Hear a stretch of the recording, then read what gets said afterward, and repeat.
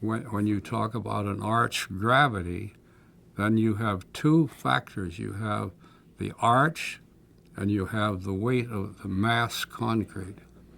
And it doubled, well, it practically doubled the concrete that went in the dam. I think there was a little over 200 yards in the original dam, and when it went to the arch action, it doubled that amount of concrete. What was, a quick question aside from that, what was living like working on the dam? Good.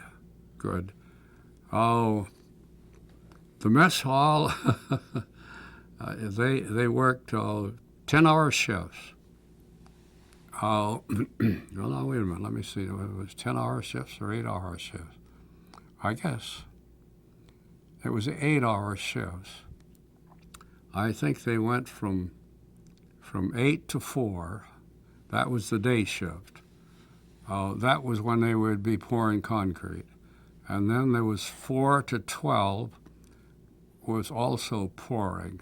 They'd be pouring concrete. There'd be 2 shifts pouring. And then you'd have one shift, what they called the graveyard shift, which was from 8 o'clock at night to 4 o'clock or whatever it was in the morning. Let's see, there was one shift was 8 to 4. The next shift was 4 to 12, and then the graveyard shift was 12 to 8. And those were crews for each shift. The daylight shift from 8 to 4 was the cleanup. They did that was the time the riggers and the carpenters and everybody else was on the job and doing their work and everything. And then the next shift that came on was a concrete shift, and the next shift after that was the concrete shift. They poured concrete on 2 shifts, 4 to 12, 12 to 4, 12 to 8. And then the day shift would do the cleanup, set the forms and reinforcing steel and everything else that was done during the day. And the day shift from 8 o'clock in the morning till 4 o'clock in the afternoon. That was the cleanup crew. That was a crew that got everything ready for another pour during the night hours because they had plenty of light and they could see to do and sometimes the mess hall they had, they fed exceptionally well. They had a crew of cooks that were on 24 hours a day, you might say, just constantly. And the food was excellent.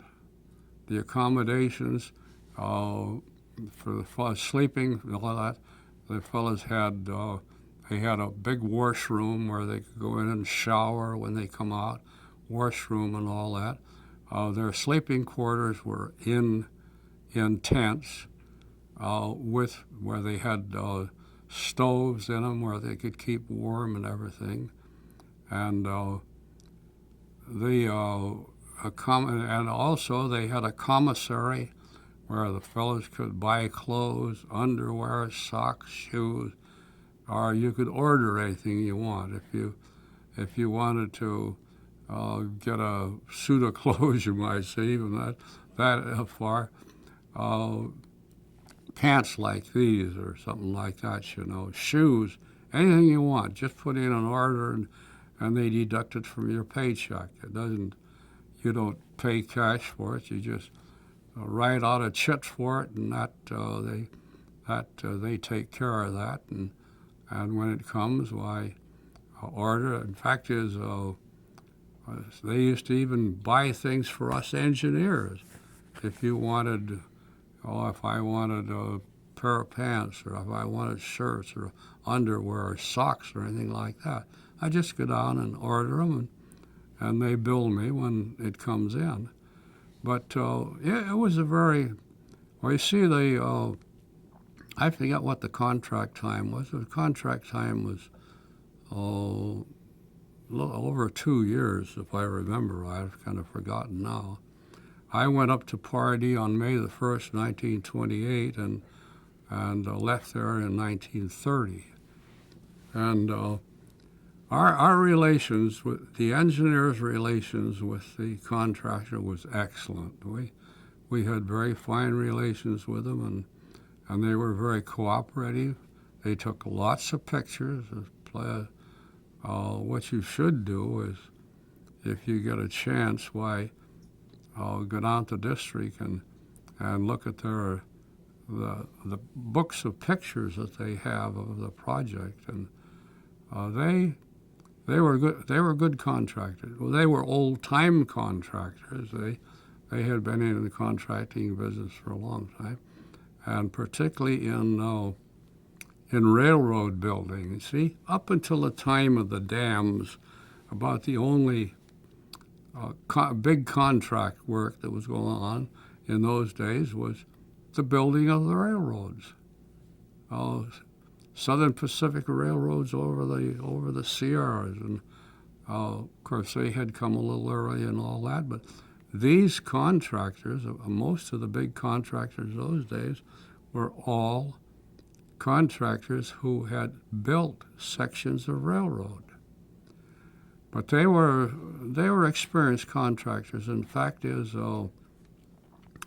they had come from Coolidge Dam down in Arizona. But that was a small arch dam, and but some of the equipment and material in that came from Coolidge came from Coolidge Dam. Atkinson and those fellows built it. So they did some of the forms, some of the things they used came from Coolidge down in Arizona. One more question. Okay. Two more questions. Okay, go ahead. Just two. Did all the men who worked on the dam live in the camp over? Oh, I would say 80% of them did, yes. They lived on the job. There was some, and not very many, there was some that lived in nearby little towns or lived in Stockton, but not many. Most all of the fellows were from communities around there, and they lived, well, Paloma one place, and Valley Springs was another, and there was, I wouldn't say a large number, but there was maybe 50, something like that did live in the communities around there. Valley Springs, the mother lode countries there, and some commuted, I think, from Stockton. Well, what about your wives and spouses? Oh yes, I lived right on the job with my wife and two youngsters, a little boy and a little girl. In fact, both of them started school at Valley Springs. The school bus used to come in and pick them up in the camp. McDonald, who was a resident engineer, I was his assistant. Why, Mac had a girl and a boy, and they, when they were ready to go to school, the school bus came in and picked them up right there at the camp. It was a very fine community. We got along very well, I would say, that is among the fellows. And then, of course, we had, the district also had what they call single men's quarters. Those fellows who didn't have any wives or anything. Why, they had a large building where the single men lived. In fact, there was two of them where they could, I think they had about 20 or 25 fellows in both these buildings. It was just a big family. Oh yeah, we. As I said, I went up there on the 1st of May of 1928 and spent 2 years, over 2 years, there right on the job.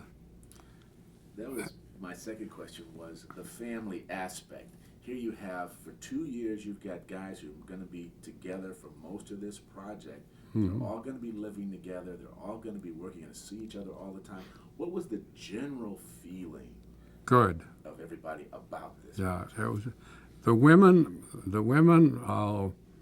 particularly the engineers. Our group, which was a resident engineer. There was George and Colby. There was Barney Plager, E.L. McDonald,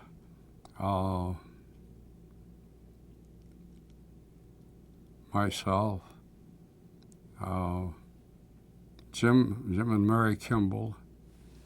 There was about 10 of us, where the women were in what we called it a compound. But the women used to, they'd concoct something. Sometimes we'd go to a dance, and there was something going on, and the women would get together and have their little card parties and those sort of things. I would say, in general, the women got along very well, and I think the same thing with the men. I got along very well. And if they were going shopping, sometimes they'd go to Lodi, sometimes they'd go to Stockton. Why, they were just, there was, I think everyone had an automobile, or that is, every one of the groups had an automobile, and they'd pass the word around, well, I'm going to Stockton today to get some supplies or something else. Anybody want to go? And they'd always fill a car when they went shopping. And I would say, for, a bunch of women and a bunch of men living together for 2 years or more, that they were very, very good at it too. And there was always somebody to help somebody else, because every one of them except Kelsey Dahl and Jim Kimball had youngsters. Barney Plager had one, McDonald had 2, I had 2, and I guess that was about most of them. But to live together where we were there, why, I would say the relationship was excellent for a construction camp like that. Now, I get into arguments with people around the district about, they say, oh, well, the dam was great, they built a dam, but in between the 50s and the 60s, we built the wastewater treatment plant, we built the Walnut Creek filter plant, we built the third aqueduct, so we are the builders. If we look at and I say, well, the dam was the most singular, it's the prima mover. Without the dam, well, none of this stuff would even be here. So what would you say to this argument, would you? Well, now, let me tell you, it wasn't only the dam, it was the spillway. It was the Jackson Creek spillway. There was 2 big spillways, and also it was the tunnel and outlet tower. The dam was only one part of it, and we had men on every one of these units, and this is why, really. Now, on the third aqueduct, I designed the third aqueduct, and yes, it was a bigger pipe, larger diameter than that. And there was a lot of other things that went with it. There was the Lafayette Tunnel, the second Lafayette Tunnel. There was a second tunnel, the Lafayette and the Walnut Creek Tunnel. And then there was the aqueduct, and then Briones Dam. Don't forget Briones Dam. and all those, which I had charge of, my baby, you might say. And as far as cost is concerned, yes, it was bigger. But the thing that I'm pointing out to you is that Pardee, we were pioneering. This is the number one. This is the first mass concrete dam. And I mean it. I don't know about all the United States, but in California, there was no other dam as high and as expensive as Pardee. And this triggered the Shasta Dam, Boulder Dam, Grand Coulee, and all the big dams from then on, that it triggered every one of those. And a lot of the things that we done was number one. That it had never been done before. We never poured that much concrete in any dam that I know of, and I'm on the committee of large dams. I'm set in the committee of just those fellows that have been on large dams, and I sit on this committee. It's a committee that's comprised of the Bureau of Reclamation and Corps of Engineers and people like that are exclusive and have never been on anything except a large dam. And so as to say, well, yeah, I know that the third aqueduct, which as I say I designed, why the third aqueduct was a big project. Yeah, as far as money is concerned, $40 million. See? The tunnels, the Lafayette Tunnel, second tunnel, Walnut Creek Tunnel, two of them, Briones Dam, yes, that was another one. And those dams and everything else, why they were something that it was a big. Our bond issue, as I recall, was what, 232 million, something like that, 232 million. Yeah, sure, dollars. It was big, but Pardee, don't forget, was number one as far as math. There had never been in any dam, to my knowledge, that had that much concrete, and also the problems. That was the first time. And from then on, went to Boulder and all of those, and that was the guinea pig for mass concrete.